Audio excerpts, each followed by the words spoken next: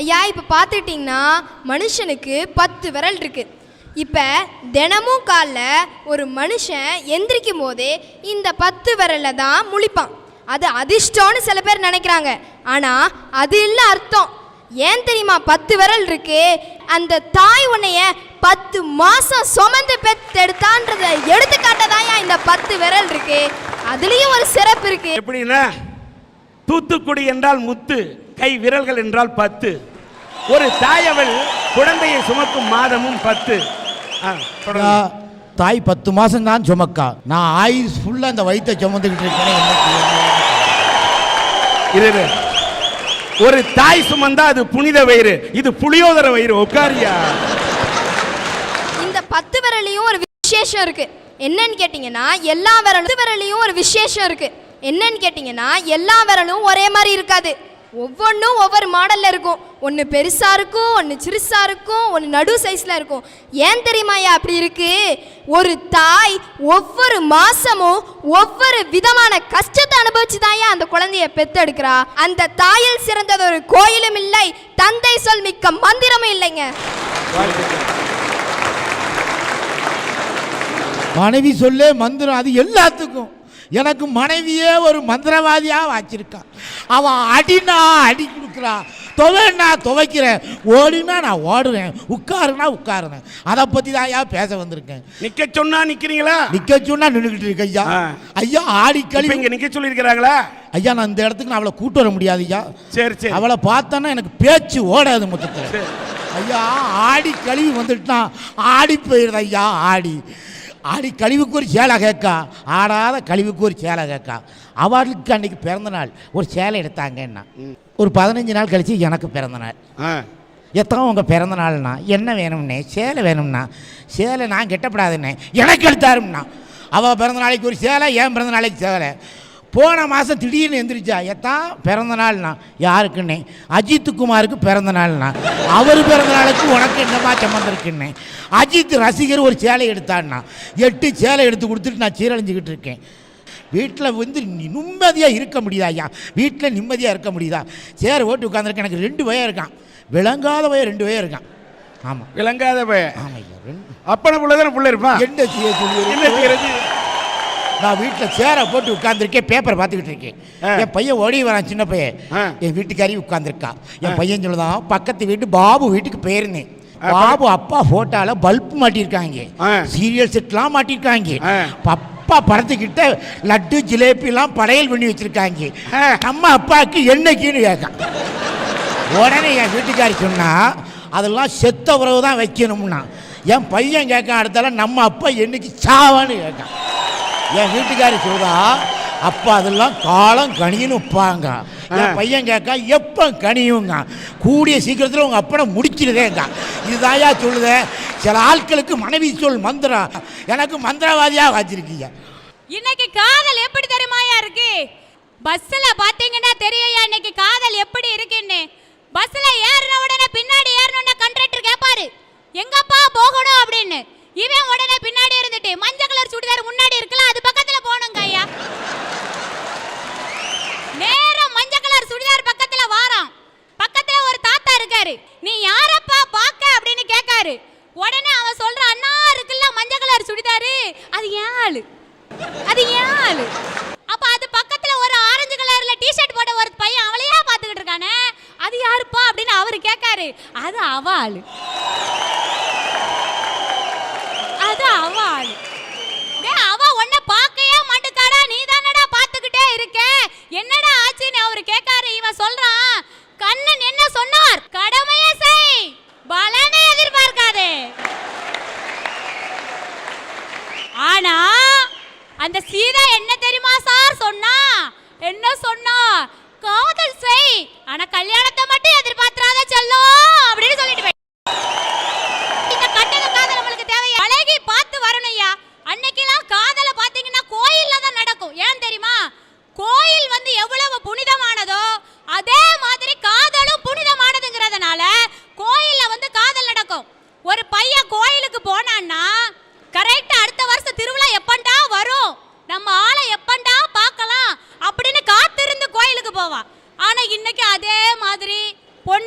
கோயிலுக்கு வர சொல்றாயா. இவனும் ஆசையோட கோயிலுக்கு போறான். இவ புருஷனா நினைக்க போறான்னு நினைச்சு கோயிலுக்கு போறான். அவன் கையில மணி அடிக்க அங்க ஆட்ட வச்சிடுறான். அங்க நின்னுட்டு சொல்றான், கோயிலாண்ட வர சொன்னியே, வந்தனே குங்குமத்தை தர சொன்னியே, தந்தனே புருஷனா நான் நினைச்சேன், என்ன பூசாரி ஆக்கி புட்டிய. நல்லா இருந்த ஒரு பையனை பூசாரியா ஆக்கி விட்ட இந்த கண்டதும் காதல் தேவையா ஐயா? அப்ப அழகா காலேஜுக்கு போறதுக்கு பைக் வாங்கி கொடுத்துருப்பாரு. அவன் அழகா 60 கிலோமீட்டர் வேகத்துல போய்கிட்டு இருப்பான். இவ பாப்பா, நீலாம் ஒரு மனுஷனால காலேஜால நீ படிக்க, காலேஜ் படிக்கிற வயசுல பைக் எப்படி ஓட்டணும் தெரியுமா? இவன் 60ல போனவன் இவன் பேச்ச கேட்டு 120ல 100க்கு போவான். அங்க போகும்போது அடுத்து பின்னாடி இருந்து சொல்லுவா, கையை விட்டுட்டு ஓட்டும்ல, கையை பிடிச்சிட்டு ஓட்டக்கூடாது, கையை விட்டுட்டு ஓட்டும்ல, அதான் ஸ்டைல் அப்படின்பா. இந்த மூதேவி இவ இருக்கிற நிலவுல என்ன செய்யும்? கையை விட்டுட்டு ஓட்டும். அது என்னன்னா எதிர்த்தாப்புல வரல லாரியில போய் டப்புன்னு முட்டிட்டு கிடப்பான். அந்த பையனை ஐசியூல கிடப்பான். அவன் அங்க 1008 கனவோட கிடப்பான். நம்மாளு வருவா, நம்மாளு நம்மளை பார்க்க வருவா. ஒரு 4 ஆப்பிள் பழம், ஒரு 4 ஆரஞ்சு பழம், அதெல்லாம் வாங்கிட்டு நம்மளை பார்க்க நம்மாளு வருவாம்மா. இவன் நேரா வருவா, ஒரு கல்யாண கார்டை கொண்டு நீட்டிட்டு, ஒன்னை விட அவன் சூப்பரா இருக்கான், ஒன்னை விட அவன் 10,000 ரூபாய் சம்பளம் கூட வாங்குறான், இப்படி சொல்லிட்டு விட்டுட்டு போயிருவா. அங்க நிப்பாயா அவன், புல்லட்டில வர சொன்னியே, வந்தனே கையை விட்டு ஓட்ட சொன்னியே, செஞ்சனே ஸ்டைலுன்னு நான் நினைச்சேன், என்ன ஸ்ட்ரெச்சர்ல ஏத்தி போட்டியே. நல்லா இருந்த பையனை ஸ்ட்ரெச்சர்ல ஏத்துற காதல் நம்மளுக்கு தேவையா? ஐயா, ஒருத்தன்ட்ட போய் இன்னொருத்தன் கேட்டான், தாய் பெருசா தாரம் பெருசான்னு. அதுக்கு அவன் தாய் தான் பெருசுன்ட்டான். என்னடா இவன், அவன் பொண்டாட்டி பொண்டாட்டி லோ லோ லோ நனைஞ்சிட்டு இருக்கான், இவன் தாய் தான் பெருசுன்னு சொல்றானே, என்னடா காரணம்னு கேட்டான். அதுக்கு அவன் சொன்னா, டேய் எங்க அம்மா டெய்லியும் எனக்கு 4 வாளி தண்ணி இறைச்சி தராடா, ஆனா இந்த நாசமா போற பொண்டாட்டி இருக்காளேடா, என்னை 40 வாளி தண்ணி இறைக்க சொல்றாடா அப்படின்னு நானா. ஐயா சொல்லுங்க. எதுக்கு தெரியுமா ஐயா பொண்டாட்டி 40 வாளி தண்ணி இறைக்க சொல்ற? நம்ம புருஷன் பிளட் ப்ரெஷர் இல்லாமல் சுகர் இல்லாமல் உடல் ஆரோக்கியத்தோடு இருக்கணுங்கிறது ஐயா 40 வாளி தண்ணியை பொண்டாட்டி இறைக்க சொல்கிறா. சபாஷ், நீங்க அதிகமா எடுக்கிறீங்க வாளி, நீங்க பெரிய அறிவாளி. சரி, இவன் தான் இப்படி சொல்றானேன்னு இன்னொருத்தன்ட்ட போய் கேட்டான். அதுக்கு அவன் ரெண்டுமே ஒண்ணுதான்ட்டான். இவன் ரெண்டுமே ஒண்ணுதான்னு சொல்றான், என்னடா காரணம்னு கேட்டான்.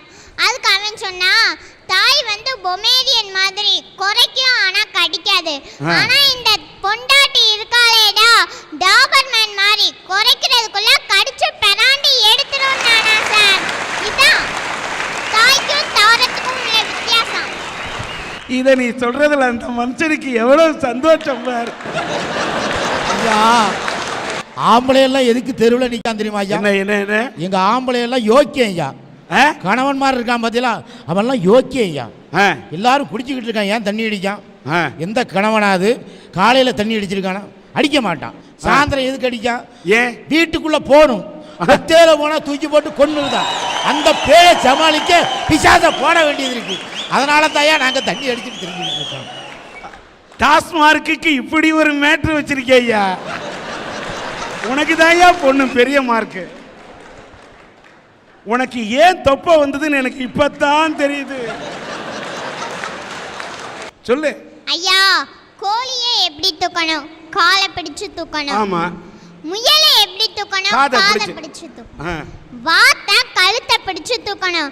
ஆனா குழந்தையை எப்படி தூக்கணும் தெரியுமா ஐயா? சொல்லுமா தாயே. அள்ளி எடுத்து மார்போட அணைச்சுக்கணும். அந்த குழந்தையோட இதயமும் தாயோட இதயமும் ஒட்டி உரசணும் ஐயா.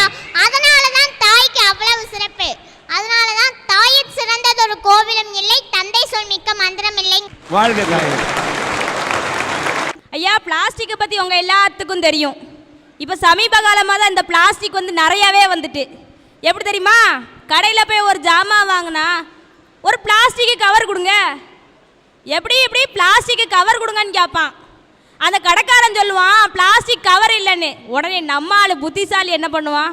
ஐயா ஒரு 50 பைசா தரேன், நான் 1 ரூபா தர, ஒரு பிளாஸ்டிக்கை கவரை கொடுங்க அப்படின்னு சொல்லி கேட்பான். ஐயா இப்போவே இந்த பிளாஸ்டிக் பேப்பரெல்லாம் இப்படியே விட்டுட்டோன்னா 4 வருஷம் கழிச்சு பார்த்தா 4 வருஷம் இல்லையா, இன்னும் 2 வருஷம் கழிச்சு பார்த்தா நீங்கள் எங்கேயுமே கால் வச்சு நடக்க முடியாது. பச்சை கலரு மஞ்சள் கலருன்னு ஒரே பாலித்தீன் பேப்பராக தான் சார் கிடக்கும். இந்த நிலம் வந்து இப்படி தான் சீர்கட்டு போய்கிட்டு இருக்கு. கண்ணு கட்டு போயிடுச்சு அப்படின்னு சொன்னதுக்கப்புறம் ஒன்றுமே பண்ண முடியாதுய்யா. பெற்றோர்கள் வந்து பச்சை கிளிகளை நேசிச்சா குழந்தைகளை வந்து வெட்டுக்கிளிகளை கூட ரசிக்க ஆரம்பிச்சிடுவாங்க சார்.